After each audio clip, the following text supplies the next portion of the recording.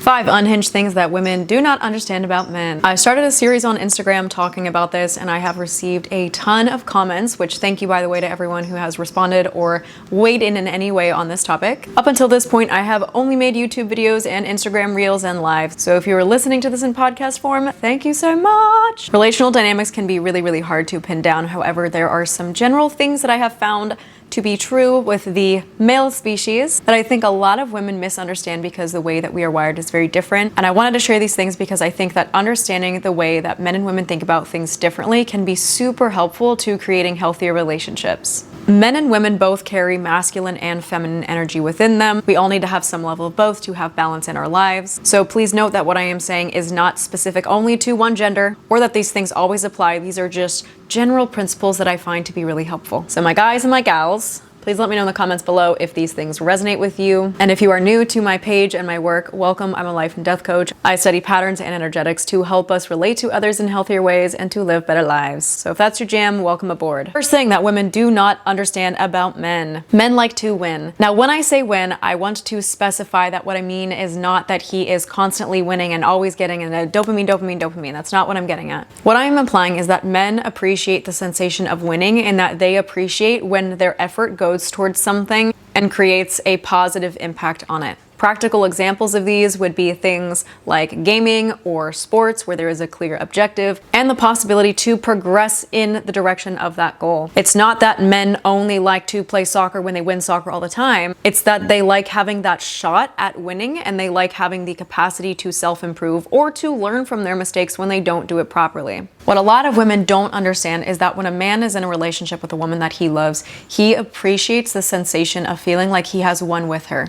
Not won over her, not won against her, that he has won with her. Men thrive on vasopressin. This is teamwork. If he feels like he is achieving something with her by his side, that is gold. Men like to feel that the effort that they put forward is proportional to the reward that they experience for that effort. This does not necessarily mean that the outside world is validating him and giving him medals and trophies at all times. However, if he feels like he is constantly putting forth effort and it is never acknowledged, never appreciated, it goes nowhere and provides no benefit to the person that he is trying to give to, he's eventually going to start putting that energy elsewhere because that's a dynamic wherein he feels like he cannot win. One analogy that I feel is really helpful for this is gaming. A lot of men really appreciate gaming or the gamification of things, whether it's actual gaming, a chess game, a soccer game, whatever it is. The element of there is a goal, a clear objective, and there are rule sets as to how to get there and how to achieve that. And if I stay in my lane and put in my work, I can achieve that, is intrinsically motivating for a man. If you as a woman make it very clear the things that work for you, the things that you like, the things that bring you joy and pleasure, and you present it to him in a loving and understanding way, that lays out the field for him to compete in a way that works well for him. Notice, however, I did not say that if he loses the game, he gets berated and criticized and his ego thrown into the trash. Those are not things that motivate men. Again, winning is not necessarily about always succeeding and always getting it right. When I say men like to win, I mean men appreciate the opportunity to strive, to progress, to get better, and to work towards a goal that they value and also towards something that helps them bring value to the lives of the people that they love. Which brings me to point number 2 of things that women do not necessarily intrinsically understand about men, and this is that men are linear thinkers. Oh my God, shocking, crazy, science. We kind of all know this, but a lot of women don't understand how this applies to real life, so let me make this very tangible and very practical for you. When a man has a clear objective, he likes to work towards that goal, put those blinders on, and progress in that direction. He doesn't like to get distracted. He doesn't like to do airy-fairy all over here and over there. Generally speaking, men operate in a linear fashion. That is where masculine energy thrives. This doesn't mean that men don't have the capacity to be creative or to think outside the box or to be a little bit up, down, here, there, ADHD kind of stuff. And I'm not saying that those things are inherently not manly. My point is just that masculine energy strives when it's working towards something in a progressive nature. And when you come in and you add your comments or your criticism or ask him questions all the time or have a bunch of things to throw at him left and right all day or want to text him 24/7, this doesn't enable him to lock in metaphorically and create progress on those things that matter to him. And this can be really frustrating for a man when he is trying to achieve a lot, especially if he is a high achieving kind of a man, when he's constantly getting input from the outside world. This does not mean, ladies, that your feelings are dismissible or that they shouldn't be brought to him. It just means that the timing in which you approach him does matter. If he's in the middle of a project and you are bringing all of your biggest feelings to him and expecting him to just magically be able to carry it at that time, your expectations are probably too high. Men are designed to hunt, laser in, get the prize, get the job done. And men, if you resonate with this and you feel like your woman is constantly getting all up in your business or kind of interjecting or interrupting things, there is a way to kindly and lovingly reassure her that her feelings and her experience matters to you, and you will get to it when you have the bandwidth for it. And her experience of you presenting that in a loving way is her responsibility, not yours. But men, just so you know, sometimes communicating those things to us in a loving way does really help us. Thing number 3 that women do not understand about men. Men do not respond to criticism. Let me break down for you why so many women criticize and nag men.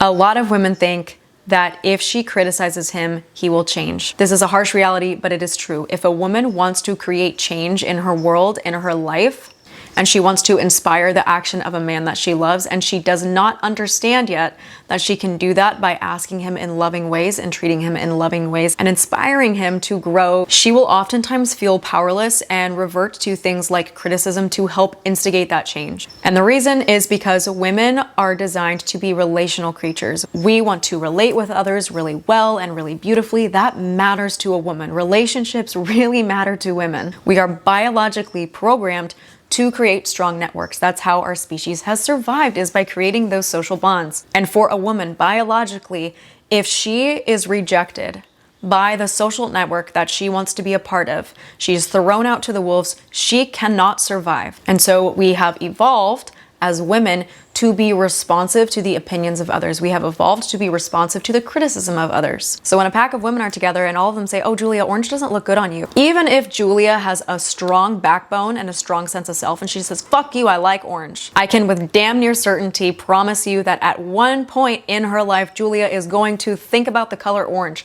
She's gonna do the color analysis test. She's gonna look at all her outfits in different lighting. She's gonna analyze it. She's going to pay attention to the feedback that the world is giving her, because that is a sign as to whether or not she will be accepted into this group and whether or not she will live, or whether or not she's gonna die. If she has strong boundaries and people are treating her like shit, no, she's not gonna take it. She's gonna step out and say, okay, I don't need this. But the programming in her brain, if it just takes over and she is fully ruled by her subconscious emotions, is going to lead her to change as a result of criticism. So when she brings criticism to you, it's because she wants to create change and doesn't know a better way to do it, because that works for her. So subconsciously, she's not wrong in that if you nag and berate someone, they might listen. It's just that she happens to think that both men and women will respond to this, and usually it's just women. Part 3B is that women also don't understand that she can ask for the things that she wants directly from the man that she loves in a way that is inspiring and loving and exciting to him. And he will respond to that so much better than if she does it with a nagging, critical energy. This brings me to the 4th thing that a lot of women don't intrinsically understand about men. Tonality matters. The way that she says something or doesn't say something matters. A woman who wants to hold a man accountable can say the exact same thing in 2 different ways, and it will either inspire him or it'll make him feel defensive, want to withdraw and shrink. Small example of this would be, I don't know, let's say a man forgets to do something that she asked him to do or that he said he was going to do. He forgets it, and she could approach him and say, hey, you forgot to do this thing. That's pretty neutral, right? It's an observation. She is still holding him accountable, but there's no added weight of you're a good person, you're a bad person. There's no judgment included with that. It's just an acknowledgement. And we'll typically respond pretty positively to that. And if he doesn't and has a huge issue with accountability, that's not her fault. However, in the same situation, if she goes, you forgot this, and says it in an accusatory way, or if she just starts crying or gets really, really upset and won't explain what happened, or if she starts withholding love and appreciation from him because he forgot something and she's mad about it, he's not gonna feel inspired to change his actions. He's gonna feel like, this isn't worth it. She doesn't love me. I'm not important to her. I can never do anything right. He's going to want to shut down and withdraw his energy and his effort from that situation, which oftentimes results in neither person being very happy. One thing I want to add here, though, is that a lot of men may not understand that a woman who is sensitive and really cares about the feelings of the person that she loves is oftentimes so defensive because she's afraid to hurt him. She's afraid to be honest with him about how she feels. Maybe she feels like it's not okay for her to express that she doesn't like something that he did. And so that defensiveness gets compiled on top of her already existing emotions of anger or resentment or fear or sadness or whatever. and it can create an even bigger storm. So communicating her displeasure becomes a thing that she can't do from a logical or loving space because she has so many emotions that she needs to still unpack in order to get to the underlying thing, which is just a simple neutral. I don't like that you did that. That didn't work for me. I wasn't a big fan of that. Men are generally pretty good at receiving data like that. It's not the content of what he's hearing, it's the tone with which she says it that affects whether or not he's able to receive it. And a lot of women don't understand that the energy that she brings forward really influences how she is received by the people around her. Which brings me to my fifth and final point for the day.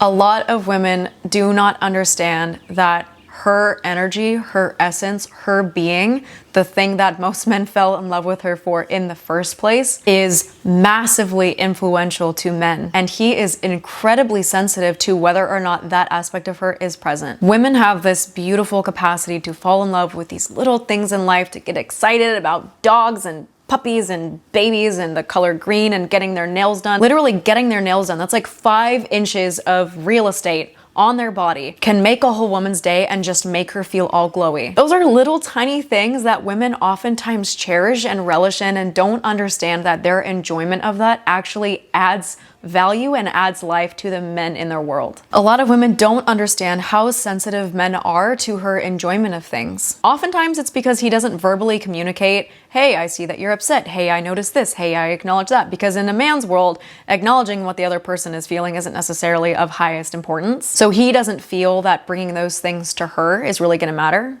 which guys, it does. And so if she feels like because he's not acknowledging it or saying anything about it out loud, and if she feels like her joy and her happiness provides no value to him in his world, she oftentimes doesn't feel cherished. And when she doesn't feel cherished, she will start to kind of shell up. And a lot of women who were raised to value their masculine energy or what they can provide for others, what they can do for others, never really learned the value of their own feminine essence, their own being, their own actual energy, which is the thing that draws people to them. But if a woman undervalues those aspects of herself, she may not realize how important they are in a relationship with a man. And so oftentimes what she will do is sacrifice the things that make her happy in hopes that it'll make somebody else happy, and that when they're happy, they're gonna make her happy. Women don't understand that men understand a woman's happiness is her responsibility. He can certainly contribute to it. He can add to it. She is allowed to ask him for things that would make her feel joy. The men oftentimes don't make it their sole purpose in life to make their woman happy because men naturally are able to put their happiness first. If they don't like something, they don't do it. For women, that's fucking novel. As noted earlier, for women, if it doesn't benefit the collective, if it doesn't create stronger relationships, if it doesn't create a stronger network, she probably won't do it. And so a lot of the times her impulse is just to sacrifice herself, her needs, her wants and desires to serve the people around her, thinking that that's what's going to bring her the most joy and pleasure. A lot of the times women experience fulfillment when they find ways to genuinely love their life and appreciate their life, and when they do not put needs of other people ahead of themselves 100% of the time. I'm not saying that women should be 100% selfish. I am just saying that a lot of women don't understand that men actually want her to be selfish, in the sense that if she does not take care of her happiness first and she brings forward a dull,